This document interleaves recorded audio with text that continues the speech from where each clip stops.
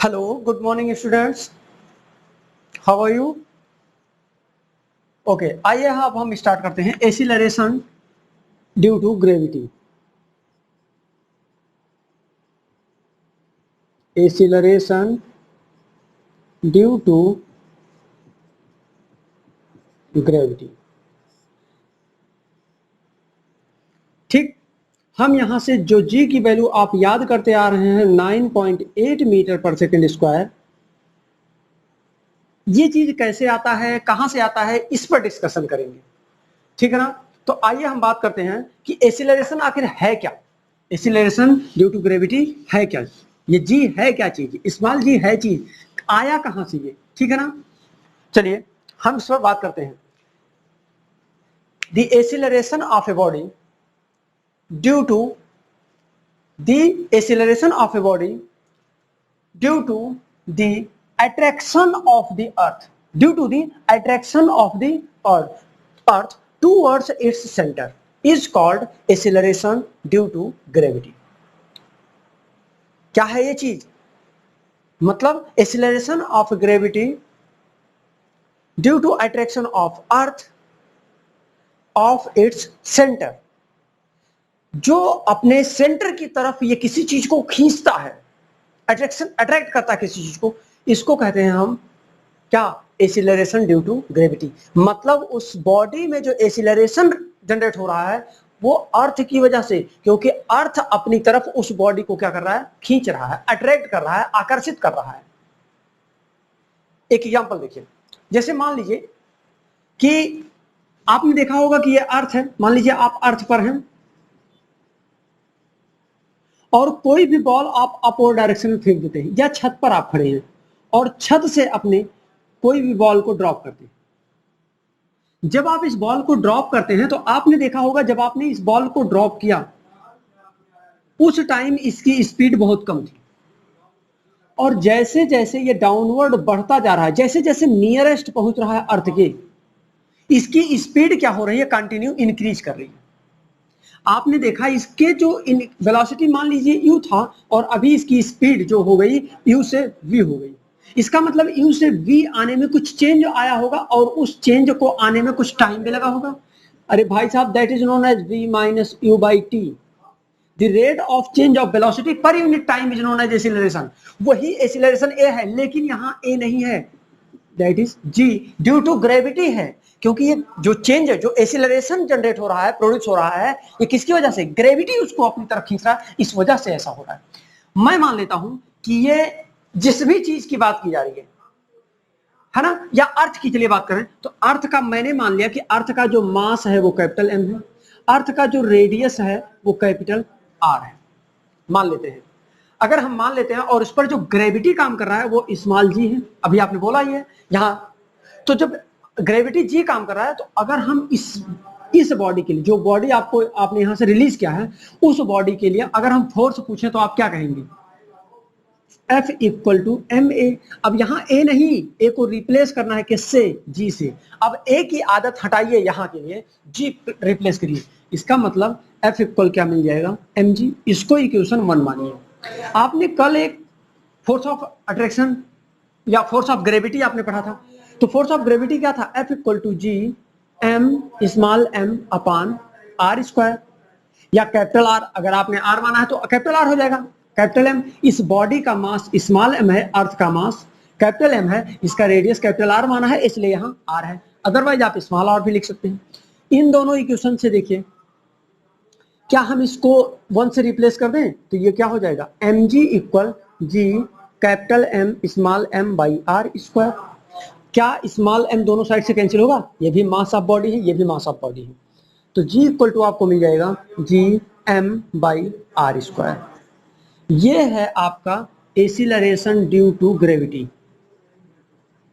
क्या है ये है equation of acceleration due to gravity. Gravity की वजह से ये एक्सीलरेशन का आपको इक्वेशन मिलेगा।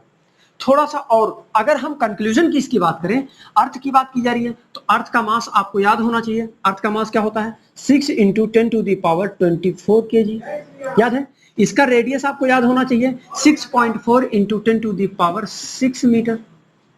अगर हम इस वैल्यूज को यहां पुटअप कर दें तो हमको क्या मिल जाना चाहिए, क्योंकि जब ये अर्थ के जैसे जैसे पास आ रहा है, बात को समझिए, कुछ ऊंचाई से फेंका गया है। अरे भाई आपके छत से आपने फेंका तो उस छत की हाइट कितनी होगी, 10 मीटर, 20 मीटर, 30 मीटर, 50 मीटर। अगर 10-5 फ्लोर का है तो 50 मीटर होगा, इससे ज्यादा नहीं होगा। ये 50 मीटर इसके कंपैरिजन क्या है, नेग्लिजिबल है। इसलिए इस हाइट को क्या किया जा रहा है, इस हाइट को, जो ये एच हाइट है, इस हाइट को नेग्लेक्ट कर दिया जा रहा है। नेग्लेक्ट नहीं करेंगे तो आप इसका कैलकुलेशन टफ हो जाएगा, बात समझे। तो ये नेग्लिजिबल हाइट है, बात समझे। अब इस वैल्यूज को हम यहां पुटअप करते हैं, मतलब इस इक्वेशन को आप याद करिए। आपको एक इक्वेशन एफ इक्वल टू मिल गया क्या, G capital M upon R square. इसके बाद मैं इरेज करूंगा, कैलकुलेशन करूंगा, आपको समझाऊंगा कि आती ये चीज कैसे है। ये जो जी की वैल्यू 9.8 याद किया आपने, ये कहां से आता है, ठीक है ना। और एक चीज आपको बता दें, अगर आपने अभी तक चैनल को सब्सक्राइब नहीं किया है तो सब्सक्राइब कर लें, फ्रेंड सर्किल में शेयर कर दें, कि यार बहुत मेहनत करता हूं आपके लिए, और जब मेहनत करता हूं तो रिजल्ट मुझे चाहिए। आप नहीं देंगे, मिलेगा, छीन लिया जाएगा जिसे कहते हैं। गुस्सा लग रहा है, इसलिए बता रहा हूं कि अगर आप स्ट्रगल करेंगे तो आपका जो रिजल्ट होगा वो आईआईटी, जेई हो, मेंस हो, या फिर नीट हो, या फिर आपका बोर्ड हो, वो रिजल्ट आप छीन लेंगे उससे।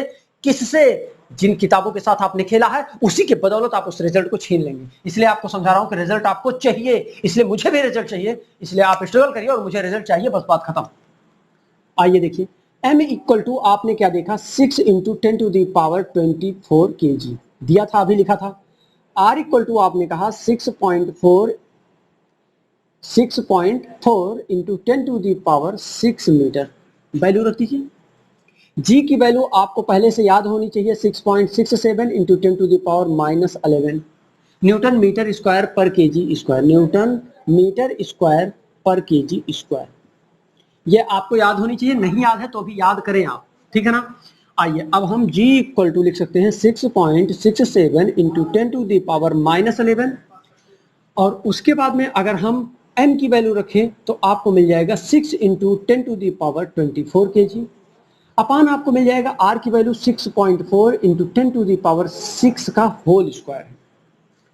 थोड़ा सा और कैलकुलेशन को इजी करिए, 6.67 इंटू 6 है, मल्टीप्लाई कर दें, 6 सते 42, 4 छछोक 36, 4 40, 4 छछोक 36, 4 40, और दो डिजिट पर पॉइंट, मतलब 40.02। और इधर देखिए 10⁻11 जो है उसको 24 इंटू -11 लिख सकते हैं, क्योंकि दोनों का बेस सेम है तो पावर्स ऐड हो जाएंगे। नीचे देखिए 6.4 का स्क्वायर करना है, इसलिए 2 टाइम ले देता हूं, और इंटू 6, 10 टू दी पावर जो 6 है वो 2 टाइम है। मैंने बताया था कि अगर किसी x के पावर आपको m इन पावर n हो तो इसको मल्टीप्लाई करिए, x के पावर m इंटू n कर दीजिए, मतलब 6 2 जा 12, ये मिल जाएगा 10 टू दी पावर 12। अब ठीक है, आइए देखिए आगे बढ़े। ये आपने एक्सपोनेंट जब पढ़ा होगा तब आपको पढ़ाया गया होगा। यहां देखिए 40.02 इंटू 10 टू दी पावर, इसको जब माइनस करेंगे तो 13 आएगा। नीचे आइए 6.4 का स्क्वायर कर लेते हैं, 6.4 इंटू 6.4, 4 चौक 16, 1 4 छक 24, 1 25, और 4 छक 24, 6 छक 36, 1 36 2 38, सही है ना। 4 चौक 16, 1 4 छक 24, 1 25, 6 चौक 24, 2 6 छक 36 2 38, 6 5 4 9, 8 2 10, और 3 1 4, ठीक। आइए देखिए हम इसको रख देते हैं 40.96 इंटू 10 टू दी पावर कितना है 12, 13 है 12 है, कैंसिल होगा, यहाँ 10 टू दी पावर 1 बचेगा अभी। इसका मतलब आप यहाँ देखिए, यहाँ क्या है 2 डिजिट पर पॉइंट है, यहाँ भी 2 डिजिट पर पॉइंट रिमूव हो जाएगा, 002 हो जाएगा और 4096 हो जाएगा, इंटू 10 टू दी पावर 1 है, मतलब एक काम करते हैं, 0 हम इंक्रीज कर देते हैं, ठीक है। अब इसको हम थोड़ा सा छोटा करने का प्रयास करते हैं। देखिए अगर कहिए तो हम आसान करें, देखिए इसको हम कैलकुलेशन और इजी भी कर सकते हैं, मतलब इसको 4 से 2 से डिवाइड करके छोटा कर सकते हैं, और या फिर हम एक अपने दिमाग में लेके आए, चलिए अच्छा कुछ नहीं करते हैं, 4 1 जा 4 0 4 2 जा 8 4 4 जा 16 4 1 जा 4 0 0 4 0 5 जा 20, ठीक है ना, सही है। 4 1 जा 4 0 0 और 20 है तो 0 5, सही है 1005। अरे गड़बड़ गड़बड़ गड़बड़ गड़बड़ गड़बड़, अब सही है, ठीक है ना। कितना था ये, 1 10 100,000 10,000 40,000, तो 10,000 तो आना ही चाहिए यार, सही था ये। अभी देखिए फिर क्या है, अब ये 4 से डिवाइड नहीं होगा, अब इसको हम इजिली यहाँ डिवाइड करके आपको एग्जैक्ट आंसर दे देंगे 1024। यहाँ क्या है देखिए आप, 10,000 है, यहाँ 1,000 है, 10,005 है, और यहाँ क्या है 1024। 10 टाइम तो जाएगा नहीं, 10,000 तो 40 हो जाएगा, यहाँ 5 ही है, 9 टाइम जाएगा, तो 9 4 जा 36, मतलब 9 चौक 36, 3 9 दूनी 18, 2 20 21, 2 बचा, 9 0 जा 0 और 2 बचा है, और 9 करने 9, आपको मिल जाएगा 15 में से 6 जाएगा तो 9 आएगा, 9 में से 1 जाएगा 8, 9 में से 2 जाएगा 7, 9 में से 9 जाएगा 0, सब खत्म हो गया, पॉइंट लगाइए 0। अभी देखिए आप, ये 1000 है और ये 7000 है, मतलब 9.7 टाइम जाने की चांसेस हैं, ठीक। तो 7 चौक 28, 2 7 दूनी 14, 2 16, 1 आ जाएगा और 1 वो रह ही जाएगा, 7 0 0, 7 करने 7। अभी देखिए फिर से आपको मिल जाएगा 2, 9 में 8, 8 में से 6 जाएगा तो 2, और 8 में से 1 जाएगा तो 7। अभी क्या आ जाएगा, पॉइंट लगा है तो 0 फिर से बढ़ जाएगा, फिर से 7 2 2 है और 7 1 आएगा, इसका मतलब फिर से 7 टाइम जाएगा, इसका मतलब 7 1 6 8 आएगा, आप इसको 2 लिख सकते हैं, 12 में से 6 जाएगा तो सॉरी 11 में से 6 जाएगा तो 5 बचेगा, 1 में से 1 जाएगा 0, 520 हो गया। अब इसको 0.0 टाइम लेके जाएंगे तो कोई मतलब नहीं है, ठीक है ना, तभी 0 बढ़ेगा, तभी ये जाएगा 4 टाइम। पर मैं अब यहां से 9.77 सिर्फ लेता हूं, 9.77, इसका आंसर क्या आ रहा है, इसको आपने कट किया तो आपको मिल गया 9.77। क्या आप इसको, ये 7 से ज्यादा 5 से ज्यादा है, क्या आप इसको 9.8 कर सकते हैं? जी हाँ, यही आप इसको बहुत पहले से याद करते आ रहे हैं। भाई साहब एक चीज और बता दूं, ये आपको क्या लग रहा है कि जो ये ग्रेविटी है, ये प्लैनेट के लिए भी वही है, किसी भी प्लैनेट के लिए, मतलब सन के लिए, मून के लिए, अर्थ के लिए, वेनस के लिए, जुपिटर, सबके लिए क्या सेम है? नहीं। प्लैनेट चेंज तो ग्रेविटी चेंज, प्लैनेट चेंज तो ग्रेविटी चेंज। फिर से सुनिए, प्लैनेट चेंज तो ग्रेविटी चेंज, क्यों? क्योंकि प्लैनेट चेंज होने पर उसके मास भी चेंज होंगे और उसका रेडियस भी चेंज होगा। जब रेडियस भी चेंज होगा और मास भी चेंज होगा तो जी की वैल्यू तो चेंज आएगी। बोलिए, समझ में आ गया? जी की वैल्यू, जब रेडियस और मास दोनों चेंज होंगे तो जी की वैल्यू चेंज होगी या नहीं चेंज होगी? चेंज होगी, 100% चेंज होगी, निस्संदेह चेंज होगी। बात समझ में आया? अब हम कुछ कंक्लूजन पर पहुंचते हैं। इसका कंक्लूजन क्या है, कि कंक्लूजन का इफेक्ट क्या आता है। जैसे आपने देखा कि जी की वैल्यू इसके लिए इतना आ गया, अगर हम कोई और प्लेनेट ले लें, जैसे एक दूसरा कंक्लूजन, आपको एक और चीज बता दें, आप कंक्लूजन पर आ जाइए, एक रिजल्ट पर आइए कि जो ग्रेविटी है वो प्लानेट के, जीपी मतलब ग्रेविटी ऑफ प्लानेट, अब वो प्लानेट क्या है, मून है, कुछ और है, बात की बात है। तो जो ग्रेविटी ऑफ प्लानेट है वो डिपेंड, जी यूनिवर्सल ग्रेविटेशनल कांस्टेंट है, ध्यान से देखिएगा, जी की वैल्यू कभी नहीं चेंज होगी। क्या होगा? कभी नहीं चेंज होगी, क्योंकि इसको ग्रेविटेशनल यूनिवर्सल ग्रेविटेशनल कांस्टेंट कहा जाता है। यूनिवर्सल ग्रेविटेशनल कांस्टेंट का मतलब हर जगह सेम है, तो जी की वैल्यू बदलेगी नहीं। अब बदलेगा क्या? देखिए, मास है तो मास ऑफ प्लैनेट पर डिपेंड करेगा, और अगली चीज रेडियस ऑफ प्लैनेट पर भी डिपेंड करेगा। अगर मैं यहां बोलूं तो आप एग्जैक्ट इक्वेशन जो है वो ये आपको मिलना चाहिए, GP equal to capital G MP upon RP. MP मतलब mass of the planet, RP मतलब रेडियस ऑफ द प्लैनेट, और जीपी क्या है? ग्रेविटी ऑफ द प्लैनेट या gravitational acceleration of the planet. बात समझ में आ रहा है? बोले क्लियर हो रहा है ये चीज या नहीं? क्योंकि जब ये चीज क्लियर होगा तभी बात समझ में आएगी, मतलब एग्जैक्ट फार्मूला ये है। और अभी मैंने कहा कि आप इस चीज को याद करें कि जो एक्सीलरेशन होता है वो ड्यू टू ग्रेविटी, वो डिपेंड करता है किसके? प्लैनेट के। किस पर? प्लैनेट के किस चीज पर डिपेंड करता है? मास पर और रेडियस पर।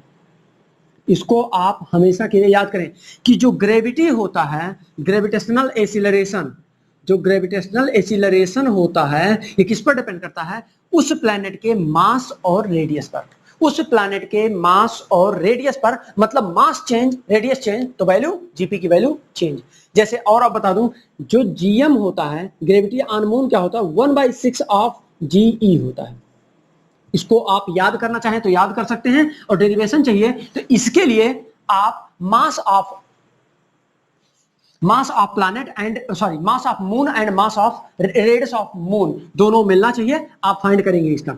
अभी मैं इसको आपको वैल्यू देता हूं, याद करिए, जो जीएम इक्वल टू होता है gravity on moon, gravitational acceleration on moon equal to 1/6 of gravitational acceleration on earth. ठीक, इस चीज को आप फाइंड करेंगे। मैं आपको दे देता हूं इसकी वैल्यू कि क्या होता है। मास ऑफ मून मैं लिख देता हूं, ये आप फाइंड करेंगे, ठीक है ना। और आप क्लियर करेंगे ये कि जो ग्रेविटेशनल एक्सीलरेशन ऑन मून है वो 1/6 ऑफ अर्थ के है। अर्थ का 1/6 है वहां, मतलब 9.8 यहाँ है, 6 से डिवाइड करिए, जो आएगा वैल्यू वो होगा कहाँ? मून के लिए। बात समझ में आया? तो हम इस वैल्यू को लिख देते हैं और देखते हैं क्या है। ये है मास ऑफ मून, क्या है? 7.36 इंटू 10⁻22 kg है, 10⁻22 kg। और जबकि रेडियस है 1 पॉइंट मास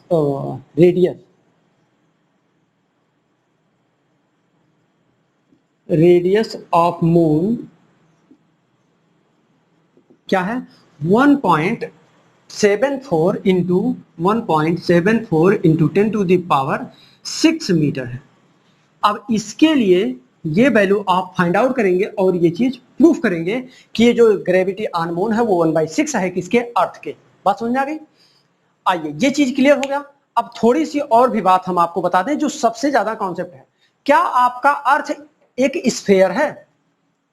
सर्कल है? क्या स्फेरिक मतलब सर्कल है? नहीं, ये एक स्फेयर भी नहीं है। तो ये है कैसा? एक्चुअली ये इलिप्टिकल है। कैसा है? ओवल शेप में है, इस शेप में है। बोलिए, इस शेप में है। और ये जो होता है, यहां 2 रेडियस है। ध्यान से अगर हम देखें तो जब ये ओवल शेप में है तो इसका रेडियस चेंज होगा कि नहीं चेंज होगा? इसका मतलब जो इसको बोलते हैं पोलर या पोल बोलते हैं, और इसको बोलते हैं इक्वेटर। ये चीज आपको याद करनी पड़ेगी। जो इक्वेटर होता है इसको रेडियस ऑफ ई कहते हैं, radius of equator R E कहते हैं। और ये जो होता है इसको आर पी कहते हैं। सफिक्स में ई और सफिक्स में पी लिख देते हैं। ठीक, ध्यान से देखिए, जब ये चीज ज्यादा है, जब ये चीज मतलब इक्वेटर का डिस्टेंस जब ज्यादा है तो क्या होगा? सिंपल सी बात है कि जो रेडियस जब ज्यादा हो जाएगा तो इससे जो पोलर का होगा रेडियस ये कम है, इसका मतलब इस पर ग्रेविटी ज्यादा होगी। ग्रेविटी क्या करेगी? ज्यादा होगी, ग्रेविटी इंक्रीज करेगी। लेकिन यहां क्या होगा? ग्रेविटी मतलब ग्रेविटेशनल एसिलरेशन की मैं बात कर रहा हूं, ग्रेविटी नहीं, ग्रेविटेशनल एसिलरेशन की बात कर रहा हूं। और यहां जी ग्रेविटेशनल एसिलरेशन क्या होगा? डिक्रीज करेगा। किसके कंपैरिजन? उसके कंपैरिजन। इसका मतलब इन दोनों चीज से एक और चीज क्लियर हुआ कि अगर रेडियस इंक्रीज करेगा, क्या? अगर रेडियस इंक्रीज करेगा, अगर रेडियस इंक्रीज करेगा तो ग्रेविटेशनल एसिलरेशन डिक्रीज करेगा। क्या करेगा? ग्रेविटेशनल एसिलरेशन डिक्रीज करेगा। और अगर रेडियस डिक्रीज करेगा तो ग्रेविटेशनल एसिलरेशन क्या करेगा? इंक्रीज करेगा। अब समझ में आई ये बात? मतलब रेडियस पर डिपेंड करता है, रेडियस घट रहा है या बढ़ रहा है। मतलब पोल पर रेडियस कम है, इसका मतलब जी की वैल्यू यहां ज्यादा होगी, और यहां रेडियस ज्यादा है, इसका मतलब जी की वैल्यू क्या होगी? कम होगी।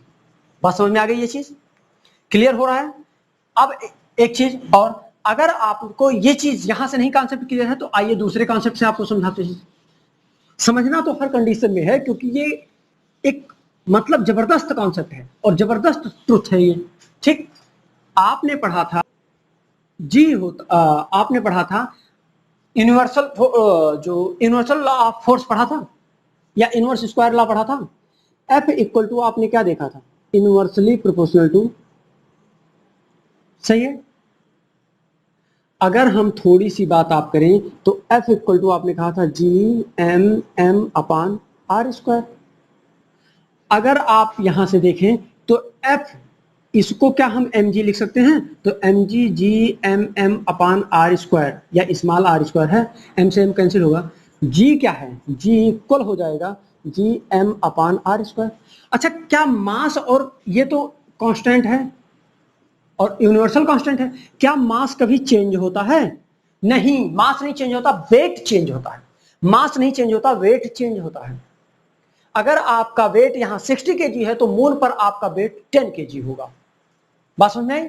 क्योंकि 1/6 होता है। इसका मतलब जब ये दोनों कांस्टेंट है तो आप इसको लिख सकते हैं G inversely proportional to square of the radius के। बोले क्लियर हुआ ये चीज?